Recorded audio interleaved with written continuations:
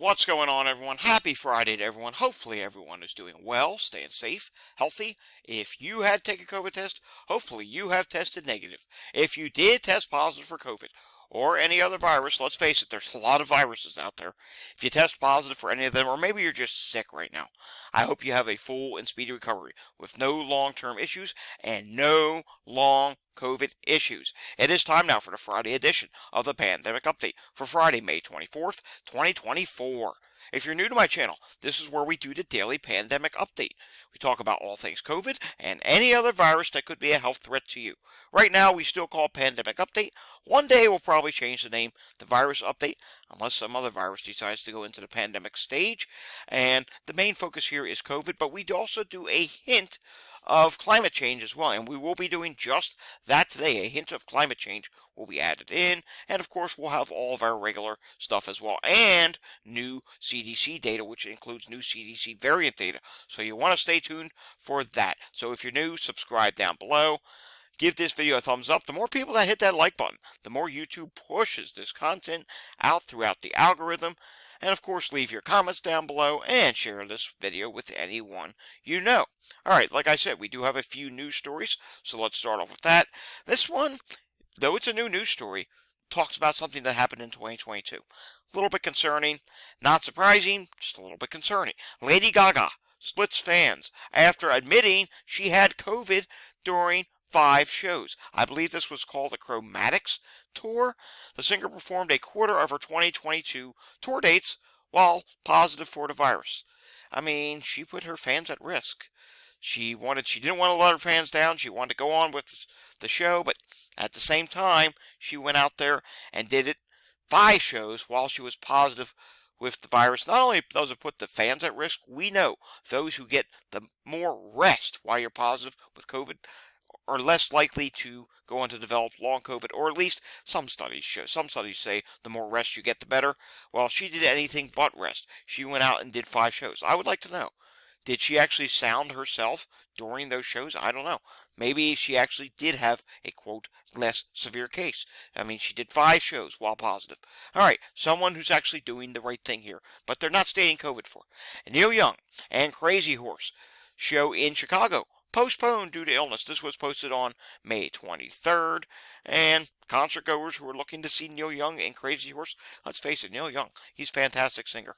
I get it, he's getting up there in age, but I think he's fantastic. Anywho, he had to postpone his show, and it's not the first time we've seen this with any performer. Bruce Springsteen, as we all know, has had to postpone several shows, and he's back out there again. And Neil Young, like Bruce Springsteen, says, hang on to your tickets. He's going to go back and make good on his show. Moving on to this now.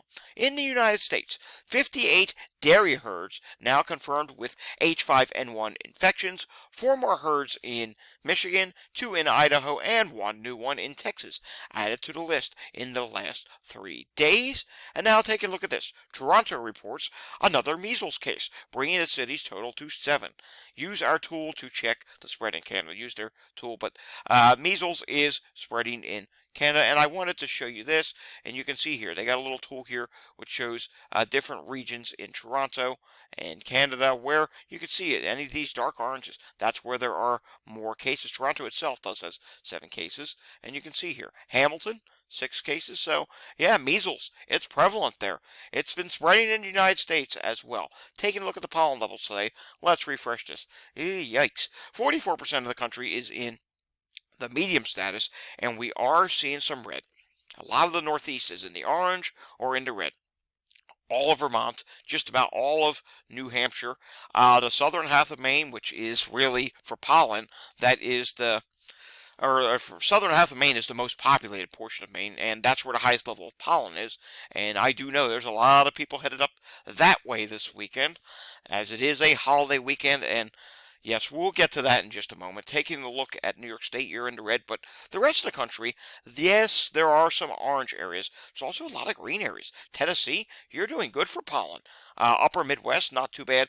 Portions of the plains are in the red, and you can also see here there's some yellow and orange in Oklahoma, We do have something for you, Oklahoma. We'll talk about that in just a moment, and it is not pollen, has to do with severe weather, and I suspect you also may have some air quality issues. And one thing I do want to bring to your attention, notice this area of unhealthy air quality right here, Oklahoma and Texas.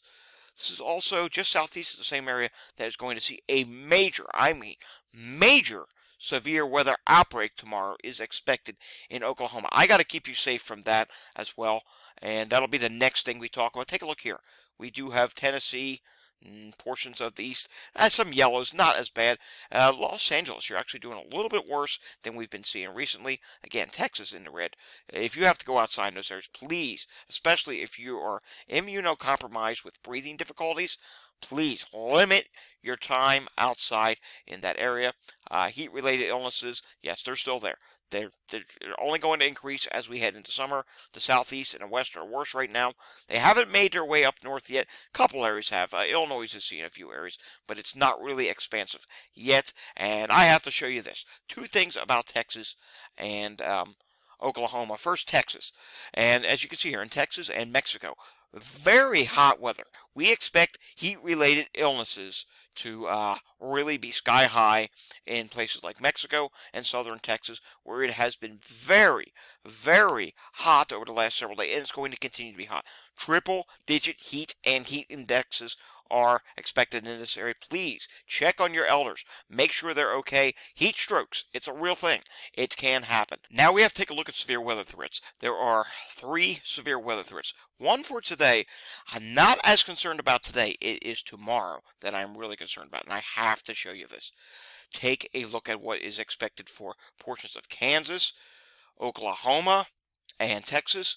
Remember when I showed you those bad air qualities? If some of that gets drifted into from the southwest to northwest, believe it or not, that can actually add more fuel to the fire, especially since there's still wildfires in Mexico. Wildfire smoke can actually make a severe weather threat even greater. It can add an extra level of energy into the atmosphere. And right now there is a moderate risk for tornadoes, wind damage, and hail across Kansas, Oklahoma, and portions of Texas. I suspect I might be doing some tweets on my other account there tomorrow. And then there's another threat, and there's a day 3 outlook, which is for just west of the Ohio Valley in Kentucky, portions of Indiana, Illinois, and St. Louis. You also have the threat of tornadoes.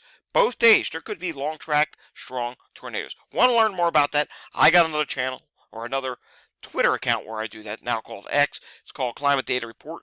I will be talking there and tweeting on there at some point this week. Probably not this evening, but this weekend I will be tweeting on there because this is a serious threat. All right, back to the viruses, back to what's going on with EMS calls now. 811 reported in Philadelphia yesterday.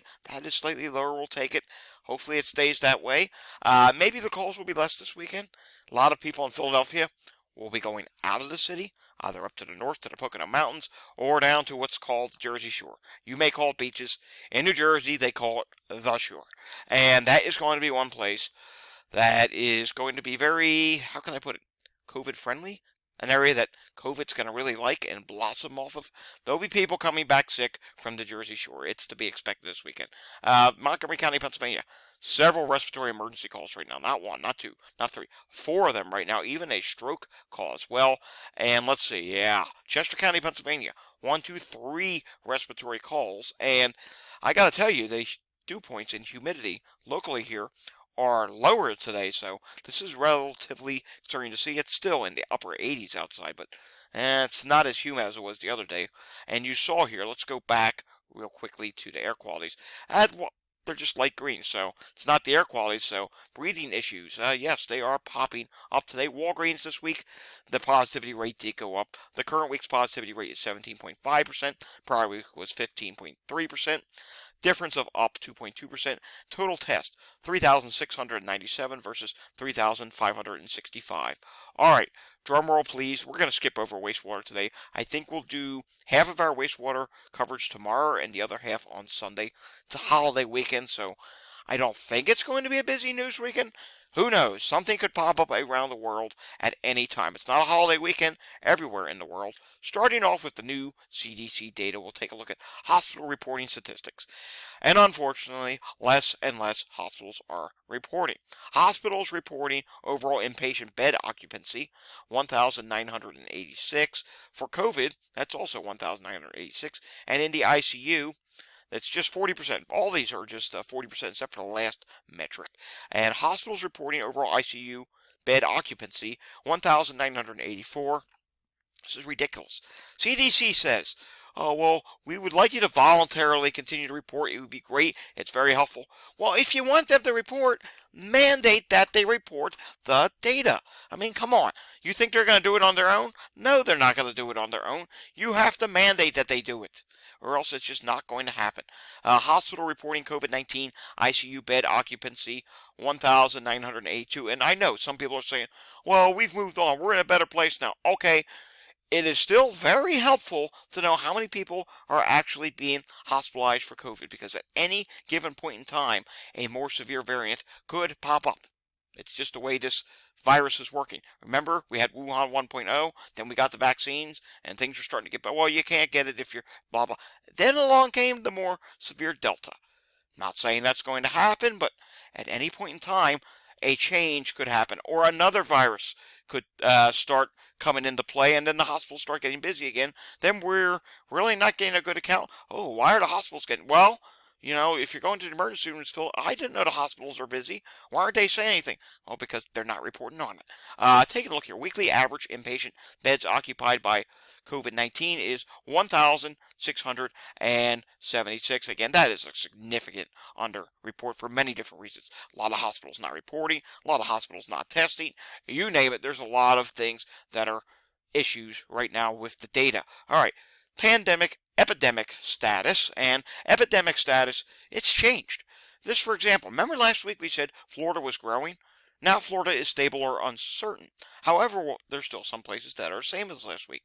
For example, likely growing. New Jersey was likely growing last week. It still is this week. It's also likely growing for COVID in Rhode Island, in Virginia, in California, Nevada, Oregon, Wyoming. Also likely growing in Alaska. Now it is growing in more states this week than last week. Massachusetts is growing. Well, that's not a good thing. We know a lot of people, or at least I know, maybe you didn't know this, a lot of people from the Boston area are going to be branching their way northward. They're going to be going up to Maine. I mean, a lot of people from the Boston, Massachusetts metro area go to Maine, New Hampshire. Some will even go up to Vermont. Well, if it's likely growing for epidemic status right now in Massachusetts, there's a good chance there'll be some COVID spread that continues further north. It's also likely growing for COVID in Louisiana. It's likely growing in Texas. It's likely growing in Montana. It's likely growing in Arizona. And COVID is also likely growing in Hawaii at this time as well. But in some places, it's stable or uncertain in a lot of places, and there's also a lot of places that are not estimated. COVID is likely declining in the following states: Connecticut, Pennsylvania, Michigan, Wisconsin, Nebraska, Indiana, Kentucky, Arkansas, and Alabama. At this time, it's likely declining, and it is declining in Oklahoma and in Iowa. So, I mean, we are starting to see a change, but it's still a mix. I mean, you still have some places that are not yet rising, and I suspect next week, just given it is a holiday weekend, we're going to see this change up again completely. We may see more states that are growing, or more that are likely growing. We may even see a few that start dropping again. I mean, it's not a rapid upward trend, but we're kind of bouncing around right now, and some places are starting to go up from, and I must remind you of this, from a very low state.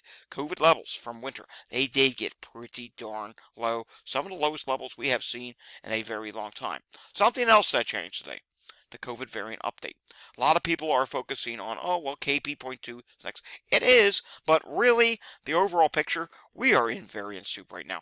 KP.2 is at 28.5% of the variant, or of the cases, I should say. And then comes KP.3 has popped up, which is another, it falls under the flirt mutations of COVID. That's now up to 12.7%. Will that keep rising? I don't know. JN 1.7 continues to drop at this time. It's down to 9.2%. KP 1.1 is at 9.2%. JN.1 is at 8.4%. I should say it's JN.1 that continues to drop. JN.1 was the winter variant. I'm sorry, there are a lot of variants. Sometimes it gets a little confusing to track all of them. And there's several others that are JN 1.16.1, 5.4%. JN 1.16, 4.2%.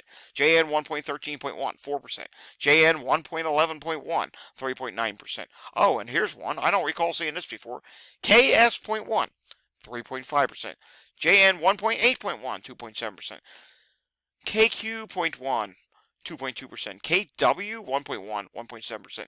You get the idea here, and there's several other underneath this that some of them being new variants. So variant soup, the list, it's growing. There's more alphabets into the soup this week, and who knows? I think we're just in a waiting game until something else, such as what JN.1 did, comes along and clears out the board. At some point, that'll probably happen. I honestly don't know when that's going to be. The flu map. Again, we're not talking about, we're just talking about regular influenza, seasonal flu. There is still some color on here. The Marinara Islands. Take a look at that. Yeah, it's still moderate there. DC is back to the moderate level, and a bit of a brighter shade of low in California. While it is still low, I believe last week it might have been minimal.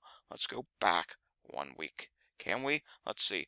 Okay, no, you were still low last week in California as well. You can see here. So it pretty much did not change. But DC did go back to moderate, and everywhere else is minimal. Anywhere else low? No, everywhere else is just minimal at this time. All right, taking a look at New Jersey for today, we can see New Jersey had 167 hospitalizations, 7 people on a ventilator, 18 people in the ICU, and discharges at this time. 26 people have been discharged. This is 69 out of 70 hospitals reporting.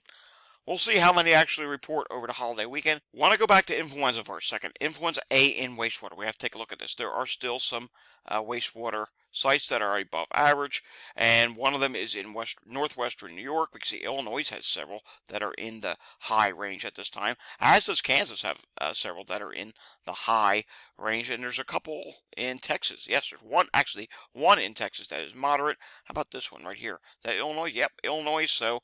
And also, if we take a look here, can we zoom in on this? Pretty sure we can. We can see in California, there are several that are above average to moderate to maybe even high. And there's one up in Oregon that is also above average at this time. And then there are several scattered throughout the country that are in the minimal or don't even bother to report low, minimal, or just do not report. All right, moving on to New York State. Another 887 cases have been reported in New York State, not including these guys right here at home tests. Something that will probably get a little bit more use heading into a holiday weekend. People will take the good old at home test. Oh, well, I'm negative. Well, as we know, with some of these newer variants, you don't always test positive the first time if you're feeling sick. And some people say, well, it was negative. It's not COVID. I'm good to go. And as you know, it could spread on and spread to more people. New York State hospitalizations, they actually did see a drop today. A little bit of a drop. We suspect when they start the new week next week, not the finish of this week, but the new week, it'll probably rise a little bit more once again. At least I think it will. 498, so they're back below 500. That's a good thing. And 47 people in the ICU at this time. That's the same number of people that were in the ICU yesterday. Taking a look now what's going on with Los Angeles, California, we can see here cases, they are starting to rise, as is testing is going up. That's a good thing. However, what's not is, or I shouldn't say testing, the positivity rate's going up, which is a bad thing. So the positivity rate, it's now up to 2.78%. That's still relatively low, but an increase is an increase. Remember, one case can equal long COVID. Taking a look at hospitalizations here, there's now 113 people in the hospital in LA. Taking a look at California, the COVID positivity rate, it went up by 1.1% to 3.8%. Influenza positivity rate went down by 0.3%, and the test positivity rate is 3.1% for influenza. And we can see here, COVID deaths just up very slightly, 0.3% increase, and just a mere 0.1% increase in influenza deaths in the state of California. Alrighty, folks, that does it for the Friday edition of the Pandemic Update. Maybe you're going away this weekend. Maybe you're going to be busy this week. Maybe you won't see any of our updates. That's right. We're doing updates all weekend long. We'll have an update tomorrow, Sunday, and Monday. So remember, hit that notification bell. And of course, if you don't get a chance to see any of our updates this weekend, please have a safe and enjoyable Memorial Day weekend. If you're new to the channel, hit that subscribe button down below. Give this video a thumbs up, leave a comment down below, and share this with anyone you know. I will see you all again tomorrow. Until I see you again tomorrow, stay safe, everyone, and have a fantastic evening, and have a fantastic holiday weekend. Thanks for watching.